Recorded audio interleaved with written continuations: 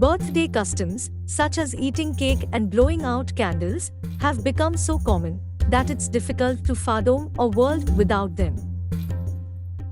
These customs are regarded as inseparable rituals that must be followed on a birthday, because they are the foundations of a birthday celebration. But have you ever pondered why we celebrate birthdays with cake? Furthermore, why do we blow out the candles on those identical cakes? Where did these customs originate? And what is the origin of birthday cake? Artemis was the goddess of the moon, chastity, and hunting in Greek mythology. The Greeks celebrated her birthday by baking spherical cakes and lighting candles on them to represent the moon. The full moon would be represented by the spherical shape of the cake, while the candles would represent the light of our nearest celestial neighbor. But whence did the Greeks acquire the idea for these festivals? Believe it or not, they obtained it from the Egyptians, notably through the pharaoh's crowning ceremony. Crowning a pharaoh was seen by ancient Egyptians as the pharaoh becoming a god. As a result, the crowning event was widely attended.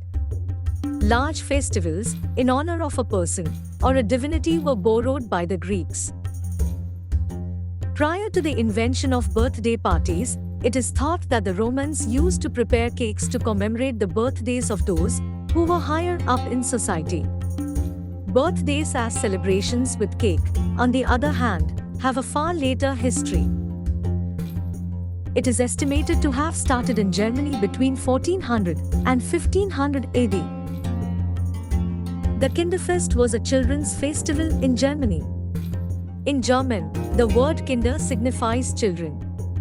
As a result, it was a children's festival, as the name suggests. On their birthdays, the Germans believed that youngsters were particularly vulnerable to damage from demons or evil spirits. As a result, cakes were cooked in the morning on their birthdays, and the custom of adding as many candles as the child's age +1 was born. The additional candles symbolized the parents' wish for their child to survive another year.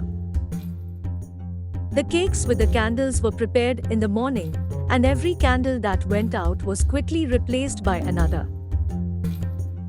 This went on until the child was told to blow out all the candles at once, at the end of the night. This was done because it was believed that the candles assisted in transferring the child's wishes to God, and that blowing them out all at once strengthens both the wish and the child's connection to God. Germans and Europeans migrated to American lands in the late 1600s, bringing cake and celebration to a new world. Colonialism was at its peak in the 1600s, so these practices spread to Africa, West Asia, Asia, and other places. However, baking was very different back then than it is now. Baking was mostly only possible with yeast back then, which made it a long and complicated process.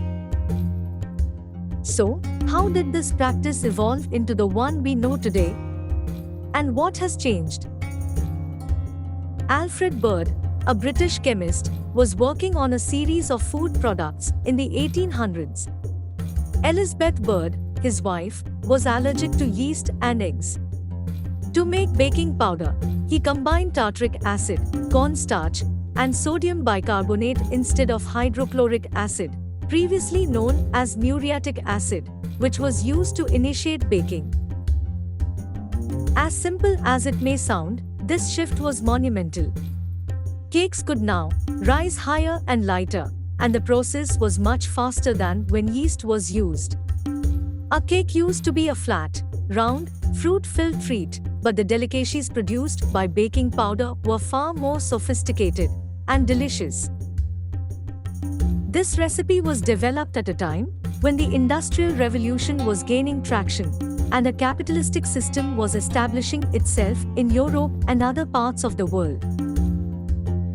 As a result of baking powder's ability to reduce baking time and mass production made possible by the Industrial Revolution, bakeries and cakes became a thriving industry, where everyone could have a cake, and everyone could celebrate their birthday the right way. It's fascinating to consider the evolution of cake as a concept and a physical dish throughout history. Such rituals and long-standing traditions that have existed for such a long time are frequently overlooked. However, questioning the source of such things will provide us with more meaning and allowing us to better shape our actions. What it was yesterday, what it is today, and what it might be tomorrow is an intriguing train of thought for a variety of disciplines.